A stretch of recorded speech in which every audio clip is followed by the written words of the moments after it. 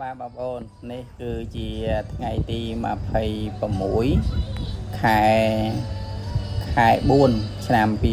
2025ដែលជាពេលវេលាមួយដែលយើងទើបតែនឹងចូលឆ្នាំរួចណាបាទហើយក៏បានឆ្លៀតឱកាសនេះក៏បានផ្ដិតយករូបភាពនេះដើម្បីទុកជាអនុស្សាវរីយ៍បងប្អូនបាទនេះគឺជាគេហដ្ឋានទី3ហើយបងប្អូនដែលខ្ញុំខំប្រឹងសន្សំលុយដើម្បីធ្វើផ្ទះនៅណាបាទនេះគឺជាទី3ដែលស្ថិតនៅក្នុងភូមិដំណាក់លួងសង្កាត់វត្តកក្រុងបាត់ដំបងខេត្តបាត់ដំបងតែម្ដងបាទហើយបងប្អូននេះគឺជារូបភាពដែលបងប្អូនបានមើលឃើញពីមុនមកវីដេអូដែលខ្ញុំដាក់ហ្នឹងគឺជារូបភាពតាំងតែពី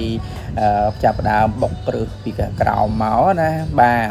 ហើយនេះគឺយើងបានបណ្ដោយបងប្អូនបានបណ្ដោយហ្នឹងគឺ17ម៉ែត្របាទបណ្ដោយ17ម៉ែត្រហើយនឹងតតឹងបាទតតឹងហ្នឹងគឺយើងបាន10ម៉ែត្របងប្អូនបាទតែចែកជាប្រឡោះទៅគឺបានទាំងអស់ហ្នឹងគឺបាន4ប្រឡោះបងប្អូនបាន4ប្រឡោះស្មើជាមួយនឹងបើសិនជាយើង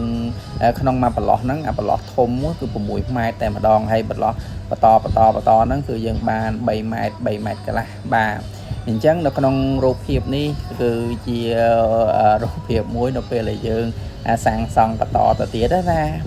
ទុកជាអនុស្សាវរីយ៍បងប្អូនបាទហើយធ្នឹមនេះបងប្អូនធ្នឹមនេះគឺ25គុណជាមួយនឹង35បាទដោយសារតែកម្រងផែនការរបស់យើងនោះគឺយើងបានរៀបចំដាក់ប្លង់សេនឹងចំនួន2ស្លឹកកន្លះបាទ2ស្លឹកកន្លះឡើងទៅលើណាបាទប៉ុន្តែមិនដឹងថាថាវិការអាចធ្វើបានឬក៏អត់ទេប៉ុន្តែអ្វីដែលសំខាន់គឺយើងធ្វើរៀបចំគ្រឿងក្រោមបុកគ្រឹះជីករណ្ដៅគ្រឹះទាំងអស់ហ្នឹងគឺប្រាប់ជាងហ្នឹងគឺឲ្យធ្វើដើម្បីទ្រទ្រង់នៅទម្ងន់ប្លង់សេ2ស្លឹកកន្លះបងប្អូនបាទហើយដូចជាបងប្អូនបានមើលឃើញអញ្ចឹងគឺធ្នឹមគឺជីកគ្រឹះចុះទៅក្រោមហ្នឹងគឺបងប្អូនបានមើលឃើញហើយយើងបានបុកគ្រឹះចំនួន5ដើមហើយគ្រឹះហ្នឹងមិនមែនគ្រឹះថ្មទេគឺគ្រឹះដែកគ្រឹះឈើបងប្អូនបាទគ្រឹះឈើក្រាក់បាទអញ្ចឹងគឺយើងបុក5រណ្ដៅហើយក៏បានឡប់ឡាយជាមួយនឹងថ្ម4គុណនឹង6ហើយក៏បានរៀបចំជើងច្រែងចាក់បតាតមកពីខាងលើតែម្ដងបងប្អូនបាទហើយទស្សនវិជ្ជាដែលរៀបចំការជីកកោះកាយនោះគឺខ្ញុំបានថតរៀបចំហើយជាវីដេអូមុនហើយបងប្អូនអើយបាទនៅក្នុងស្រុកយើងនៅទីរួមខេត្តគឺយើងតែងតែដីហ្នឹងគឺទូចតែម្ដងបងប្អូនអត់មានទលាយដូចយើងនៅខាងស្រុកស្រែជនបទនៅខាងភូមិខ្ញុំទេបាទភូមិខ្ញុំគឺដីធំបាទមកដល់ខេត្តបាត់ដំបងនេះគឺដីទូចបាទតម្រាំតែសន្សំលុយបានណាបងប្អូនបាទធ្វើបានដីទូចហើយយើងពិបាកក្នុងការទិញទៀតបងប្អូនអើយដោយសារតែវាថ្លៃដីនៅខាងខេត្តបាត់ដំបងនៅទីរួមខេត្តនេះណាបងប្អូនបាទនេះបងប្អូនបើសិនជាយើងសរុបពីទិន្នន័យប្រាក់ដែលបានធ្វើឡើងប៉ុណ្ណឹងអស់ប៉ុណ្ណឹងទាំងឈ្នួលជាងទាំងថ្លៃបុកគ្រឹះទាំងអីទាំងអស់បាទទាំងដែកទាំងអីទាំងអស់ណាបងប្អូនបាទដែលបណ្ដោយហ្នឹងគឺ17ម៉ែត្រទៅទឹកនឹង10ម៉ែត្របាទហើយនឹងចាក់ធ្នឹមរួមកវ៉ាត់ជុំវិញទាំងអស់ហ្នឹងគឺយើងសម្រាប់ជាថវិកាអស់$4,908.52សេនបាទហ្នឹងហើយនៅសល់ថ្មមួយកូនដុំហើយនៅសល់ឥដ្ឋប៉ុណ្ណឹងនៅសល់ស៊ីម៉ងម៉ាការ៉ុងបាទហើយខ្សាច់ហ្នឹងប្រហែលខ្ទង់3គីបអាហ្នឹងយើងសល់ណាបងប្អូនបាទហើយបងប្អូនសួរថាម៉េចបានអត់ធ្វើតទៀតដោយសារតែអស់លុយយើងធ្វើតាមជំហានគីងគក់បងប្អូនជំហានគីងគក់មានន័យថាយើងដើរមួយជំហានម្ដងយឺតតែមិនបានយកលុយគេមកធ្វើទេ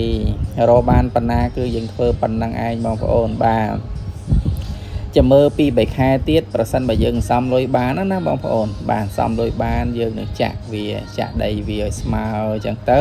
មួយឆ្នាំ2ឆ្នាំទៀតយើងមានលុយអញ្ចឹងទៅយើងធ្វើឡើងទៅលើទៀតឥឡូវយើងទៅតែសន្សំបានប៉ុណ្្នឹងឯងបងប្អូនកុំសាច់កុំយំអីបងប្អូនអើយបាទយើងអត់មានលុយទាំងដុំទាំងម៉ឺនសម្រាប់កាន់ធ្វើឡើងព្រឹបយកវតែម្ដងគឺយើងអត់មានទេបាទមានតែប៉ុណ្្នឹងឯងតិចបាទសំដងតិចបាទហើយវីដេអូនេះមិនមែន ថតឡើងមកដើម្បីបង្អួតបងប្អូនឬក៏អស់លោកអ្នកណាទេគឺគាត់ថតមកនេះដើម្បីទុកជាអនុស្សាវរីយ៍បាទអនុស្សាវរីយ៍វាគឺជាកម្លាំងញើសឈាមរបស់យើងដែលយើងបានខំប្រឹងប្រែងសន្សំលុយមកកាក់ម៉ាស៊ីនម្ដង 4-500 1000 ខ្មែរហ្នឹងបងប្អូនមិនហ៊ានហូបអីទេបងប្អូនអើយបានសំលុយយកមកលុយទុកធ្វើផ្ទះបាទនេះផ្ទះប្រហែលទី2ទី3ហើយបងប្អូនបាទផ្ទះទី3ហើយហើយនេះបងប្អូនបាទប្រឡោះនៅក្នុងមួយប្រឡោះមានប៉ុណ្ណឹងគឺនៅពេលដែលយើងមានលុយគ្រប់មានលុយរៀងច្រើនបន្តិចមាន10000ឬក៏10000ជាងគឺយើងនឹងហៅជាងចរចាធ្វើឡើងទៅលើទៀតហើយបាទធ្វើឡើងទៅលើទៀតធ្វើម៉េចបាទបើយើងអត់សូវមានលុយទេណាបងប្អូនបាទបងប្អូនបើសិនជាបងប្អូនធ្វើបាទបងប្អូនធ្វើព្រឹបយកតែម្ដងក៏បានប៉ុន្តែយើងពិបាកនៅក្នុងការជាពាក់លុយធនាគារបាទអញ្ចឹងយើងរកបងដើមឲ្យគេផងយើងរកបងដើមឲ្យគេផងយើងរកបងការប្រាក់ឲ្យគេផងប៉ុន្តែសម្រាប់ខ្ញុំអត់ទេមានន័យថាខ្ញុំមានប៉ុណ្ណាខ្ញុំធ្វើប៉ុណ្ណឹងហើយនេះឈ្នួលជាងទាំងមូលគាត់ធ្វើអររយៈពេល2ខែបងប្អូនបាទ2ខែគឺធ្វើអត់ឈប់ទេឈប់ថ្ងៃចូលឆ្នាំ3ថ្ងៃគត់បាទទាំងថ្ងៃសៅរ៍ថ្ងៃអាទិត្យម៉ោង7គឺគាត់មកដល់ម៉ោង5គឺគាត់ចេញបាទគឺគាត់យកគាត់ធ្វើហ្នឹងគឺធ្វើ2ខែត្រឹមហ្មងគឺគាត់យកតម្លៃហ្នឹងគឺ1500បងប្អូនបាទ